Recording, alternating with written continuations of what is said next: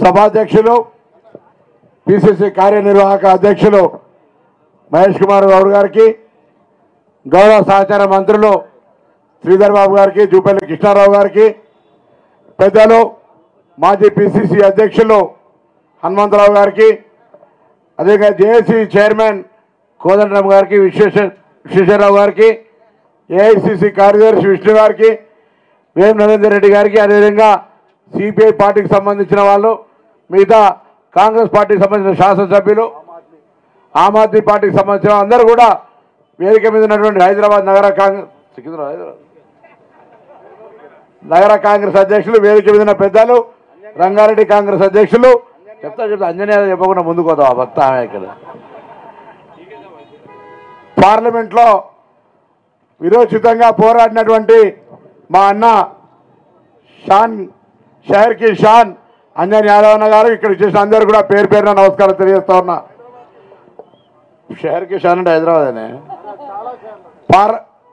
పార్లమెంటులో జరిగినటువంటి దాన్ని ప్రశ్నించినటువంటి పార్లమెంటు సభ్యులను బహిష్కరించిన తీరు, ఈ ప్రభుత్వం నియంత్రితంగా ఏ విధంగా చర్చకు భయపడుతుంది అనే అంశం మీద దేశవ్యాప్తంగా కాంగ్రెస్ పార్టీ ఈరోజు ధర్నా చేస్తూ ఉంది.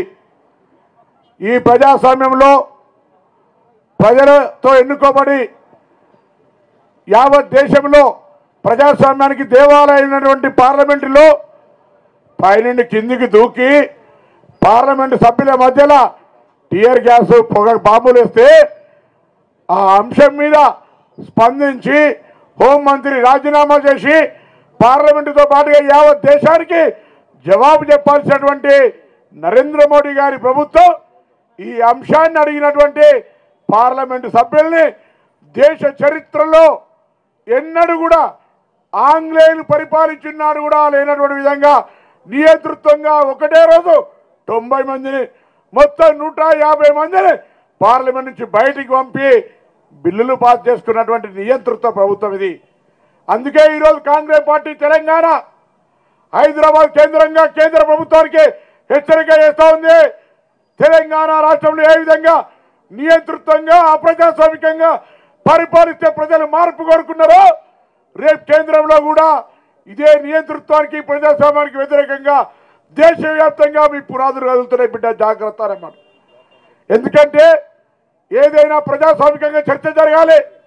అందులో పార్లమెంటరీ వ్యవస్థలో చర్చల ద్వారా అనేకమైనటువంటి సమస్యలు పరిష్కారం అవుతాయి.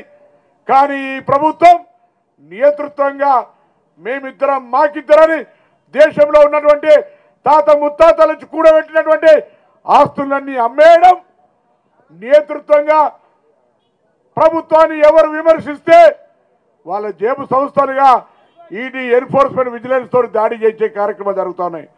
అందుకే ఇలా ప్రజాస్వామిక వాదులంతా గమనించాలి. తెలంగాణలో ఉన్న ప్రతి పౌరుడు కేంద్ర ప్రభుత్వం యొక్క చర్యల్ని గమనించాలని ఈ ధర్నా ద్వారా కాంగ్రెస్ పార్టీ తెలియజేస్తూ ఉంది. ఆలోచన చేయండి ప్రజాస్వామిక వాదులారా, తెలంగాణ ప్రజలారా. ఈరోజు దేశంలో జరుగుతున్నటువంటి నరేంద్ర మోడీ ప్రభుత్వ నియంతృత్వాన్ని ఒక్కసారి ఆలోచన చేయమని చెప్పి సందర్భంగా కోరుతా ఉన్నాం. ప్రశ్నిస్తే పార్లమెంటు సభ్యుల్ని బయటకెత్తేస్తే ప్రజా సమస్యల చర్చకు వేదికైనా పార్లమెంటు నియంతృత్వంగా నడిస్తే అటువంటి పార్లమెంట్లో దాడి జరిగితే జవాబు చెప్పని ప్రభుత్వం గురించి ఆలోచన చేయని చెప్పి కోరుతూ ఈ ధర్నాలో అందరు పెద్దలు పాల్గొన్నారు. నాకు ఇచ్చిన అవకాశం ధన్యవాదాలు తెలియజేస్తూ మీ అందరూ కూడా హృదయపూర్వకంగా ధన్యవాదాలు చెప్తూ సెలవు తీసుకుంటా ఉన్నాం. గౌరవ మంత్రివర్యులు శ్రీధర్ బాబు గారిని మాట్లాడుతున్నారు.